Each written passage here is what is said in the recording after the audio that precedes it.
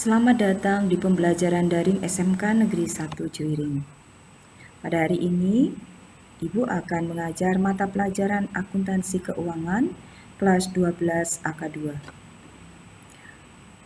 Sebelumnya, Ibu mau tanya bagaimana keadaan atau kabar dari kalian anak-anakku?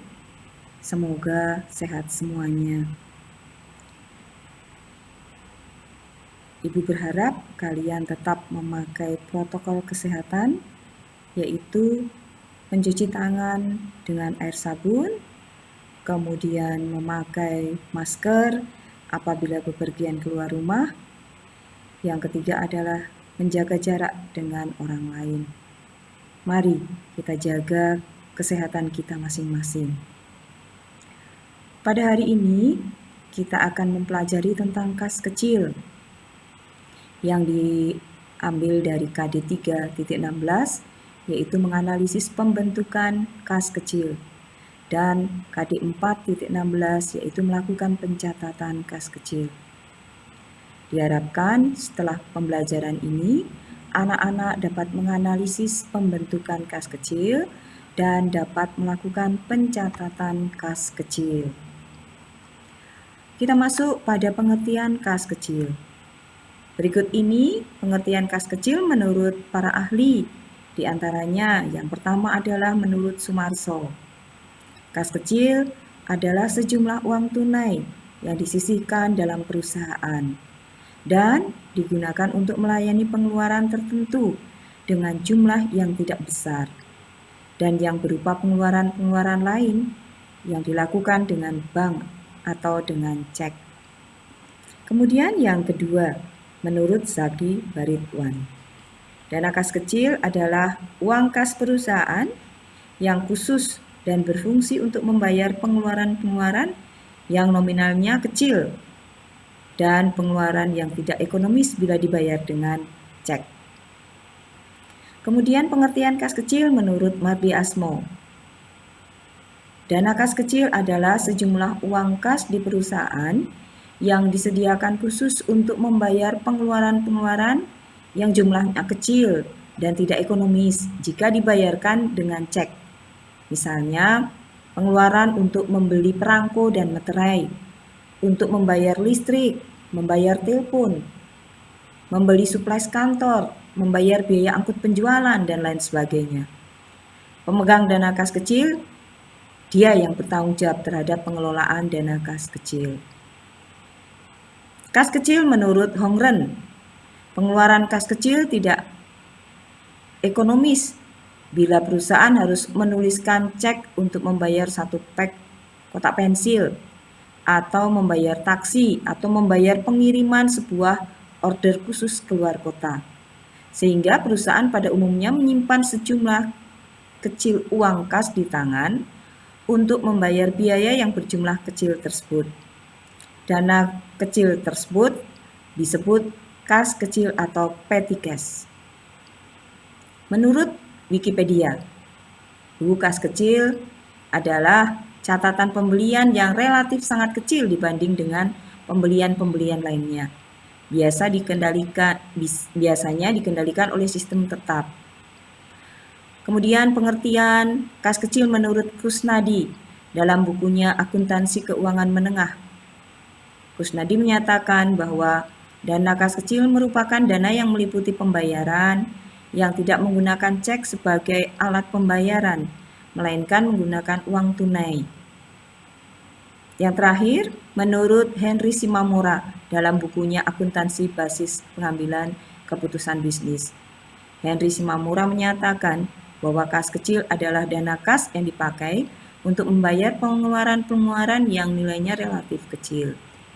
Sehingga bisa disimpulkan bahwa kas kecil adalah dana kas khusus yang dibentuk oleh perusahaan untuk membiayai pengeluaran operasional yang segera dibutuhkan atau segera dibayarkan, dan jumlahnya relatif kecil sehingga tidak ekonomis jika dibayar dengan cek atau giro. Fungsi kas kecil, ada beberapa fungsi kas kecil. Yang pertama adalah kas kecil untuk membayar pengeluaran-pengeluaran perusahaan yang jumlah nominalnya kecil. Kemudian fungsi yang kedua adalah sebagai dana talangan untuk membayar pengeluaran yang sifatnya mendadak. Fungsi ketiga sebagai dana langsung untuk jenis-jenis pembayaran yang tidak praktis jika menggunakan cek. Fungsi keempat untuk mempercepat proses pembayaran yang tidak praktis jika menggunakan lampiran keuangan yang perlu ditandatangani oleh direktur. Dan yang terakhir, fungsinya adalah untuk meringankan beban staf karyawan dalam memberikan pelayanan secara maksimal kepada pelanggan. Cara pembentukan kas kecil, yaitu dimulai dengan mengestimasi lebih dulu seberapa banyaknya kas yang dibutuhkan untuk melakukan pembayaran pada kas kecil tersebut dalam periode tertentu. Kemudian, perusahaan akan mengisi dana kas kecil dengan cara mencairkan dana di bank. Kemudian selanjutnya akan dibukukan kembali oleh bagian keuangan perusahaan.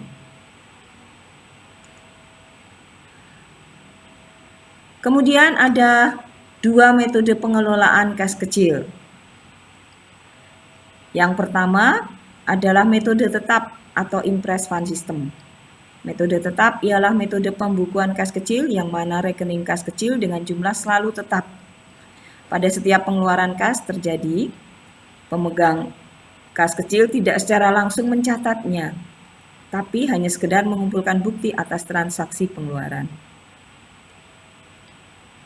Ciri dari metode tetap atau impress fund system, yaitu bukti-bukti pada penggunaan dana kas kecil akan dikumpulkan dalam pengelola kas kecil.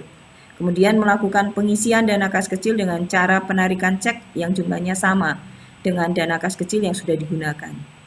Jadi, jumlah dana kas kecil akan kembali pada jumlah yang ditetapkan semula.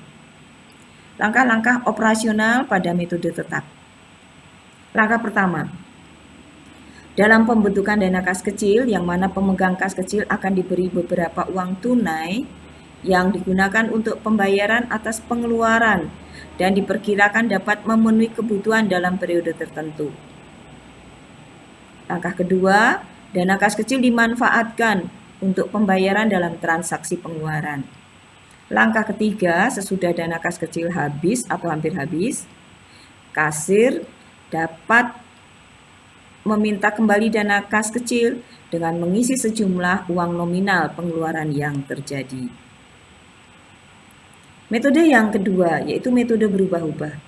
Metode berubah-ubah ialah suatu metode pengisian juga pengendalian kas kecil yang mana jumlah kas kecil selalu berubah-ubah sesuai dengan kebutuhan. Sistem ini mengharapkan bahwa dari jumlah nominal kas kecil tidak tetap, tetapi jumlahnya sesuai kebutuhan.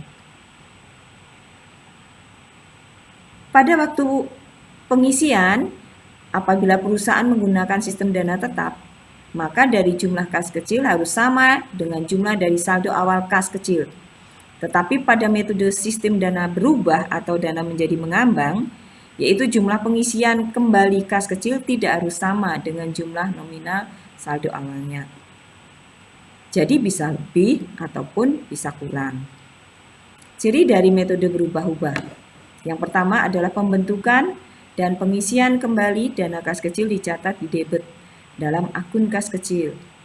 Yang kedua, bukti pengeluaran kas kecil dicatat dalam buku jurnal kas kecil dengan mendebet akun-akun yang terkait dengan penggunaan kredit akun kas kecil.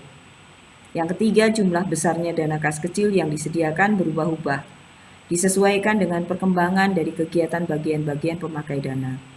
Kemudian yang keempat, kas kecil ini bersifat opsional pada sebuah perusahaan. Artinya hal ini diperbolehkan melakukan dan boleh juga tidak. Jadi tergantung dengan kebutuhan. Yang penting dalam pembuatan laporan keuangan dapat tetap dan tepat. Contoh soalnya. PT Tanjung Mekar mulai 1 April 2002 membentuk kas kecil dengan menggunakan metode dana tetap dan metode fluktuasi atau tidak tetap. Pengisian kembali kas kecil setiap minggu sekali pada awal bulan. Pada tanggal 1 April dibentuk kas kecil 350.000. Uang tersebut diserahkan kepada kasir kas kecil. Selama seminggu pertama bulan April, kas kecil telah mengeluarkan uang dengan perincian pembayaran perlengkapan 70.000, pembayaran telepon 60.000, pembayaran listrik 80.000, pembelian perlengkapan 50.000, pembayaran beban lain-lain 40.000. Jadi totalnya pengeluaran 300.000. Padahal diketahui saldonya 2.500.000. Kita diminta untuk membuat jurnal dengan metode dana tetap maupun dengan metode fluktuasi atau tidak tetap. Kita masuk di metode dana tetap dulu. Di tanggal 1 April dibentuk kas kecil 350.000. Maka dibuat dalam bentuk jurnalnya sebagai berikut. Tanggal 1 April, kas kecil di debit, kas di kredit. Jumlahnya 350.000. Berikutnya, selama seminggu pertama bulan April, kasir kas kecil sudah mengeluarkan uang dengan perincian seperti yang tadi saya sampaikan, 300.000. Maka kita catat dalam buku kas kecil oleh kasir kas kecil dengan catatan sebagai berikut. Tanggal 1, keterangannya pembentukan kas kecil di debit 350.000. Saldonya 350.000. Tanggal 3, membeli perlengkapan. Kita kreditkan 70.000. Saldonya 350.000 dikurangi 70.000 jadi 280.000. Tanggal 4 April, membayar rekening telepon dulu. Kita kreditkan 60.000. Saldonya 280.000 dikurangi 60.000 menjadi 220.000. Kemudian tanggal 5 itu kita membayar rekening listrik sebesar 80.000. Saldo yang 220 dikurangi 80 menjadi 140. Kemudian tanggal 6 kita membeli perlengkapan lagi sebesar 50.000. Sehingga 140.000 ini kita kurangkan 50.000. Saldo menjadi 90.000. Tanggal 7 kita membeli bensin. Kita keluarkan uang 40.000. Saldo 90.000 dikurangi 40.000 tinggal 50.000. Tanggal 10 April kas kecil diisi kembali. Rinciannya itu sebagai berikut. Perlengkapan di debit 120.000. Beban telepon di debit 60.000. Beban listrik di debit 80.000. Beban bensin di debit 40.000. Kas kita kreditkan sejumlah 300.000. Dari jurnal di atas, kas kecil tidak mengalami perubahan. Saldo kas kecil tetap 350.000 dan diposting ke dalam buku besar kas kecil. Demikian pemostingannya. Kas tanggal 1 saldonya 2.500.000. Kemudian 1 April ada pengeluaran kas kecil 350.000. Jadi 2.500.000 dikurangi 350.000 menjadi 2.150.000. Ada pengeluaran untuk pembelian perlengkapan 120.000. Saldonya jadi 2.030.000. Ada pembayaran telepon 60.000 menjadi 1.970.000. Ada beban listrik 80.000 menjadi 1.890.000. Ada beban bensin 40.000 sehingga saldo akhirnya menjadi 1.850.000. Ini tanggal 30 April. Kemudian metode fluktuasi. Jurnal untuk mencatat pembentukan kas kecil itu tanggal 1 April kas kecil di debit, kas di kredit 350.000. Untuk seminggu pertama dalam bulan April, kasir kas kecil telah mengeluarkan uang sebanyak 300.000 rupiah, maka pengeluaran kas dibuat jurnal. Tanggal 3 April, jurnalnya itu perlengkapan di debit, kas kecil di kredit 70.000. Beban telepon di debit, kas kecil di kredit 60.000. Beban listrik di debit, kas kecil di kredit 80.000. Perlengkapan di debit, kas kecil di kredit 50.000. Bensin di debit, kas kecil di kredit 40.000. Untuk pengisian kembali kas kecil tanggal 10 April, kas kecil diisi sebanyak 250.000. Maka jurnalnya 10 April, kas kecil di debit, kas di kredit 250.000. Setelah pengisian kembali, saldo kas kecil kan sebesar 250.000, tidak seperti semula yaitu 300.000. Jadi berfluktuasi lebih kecil. Buku kas kecilnya tanggal 1 pembentukan kas kecil, di debit 350.000, saldo 350.000. Tanggal 3 perlengkapan, kita kreditkan 70.000, saldo jadi 280.000. Tanggal 4 kita bayar telepon 60.000, saldo jadi 220.000. Tanggal 5 kita bayar listrik 80.000, kita saldonya jadi 140.000. Tanggal 6 kita beli perlengkapan lagi 50.000, saldonya tinggal 90.000. Tanggal 7 kita mengeluarkan uang untuk membayar bensin 40.000, saldonya tinggal 50.000. Kemudian tanggal 8 ada pengisian kembali 250.000, sehingga 50.000 tambah 250.000 jadi 300.000.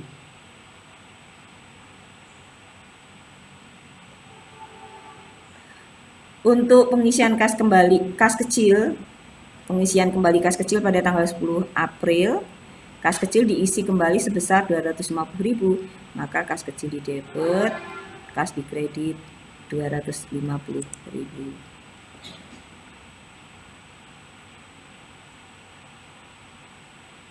Demikianlah pelajaran pada pagi hari ini, yaitu kas kecil. Semoga kalian tidak lelah atau tidak bosan untuk memperhatikannya. Kalian bisa mengulang kembali untuk membuka YouTube pelajaran ini di website sekolah. Demikianlah yang bisa Ibu sampaikan untuk pelajaran pagi hari ini. Selamat berjumpa pada kesempatan di lain hari. Terima kasih.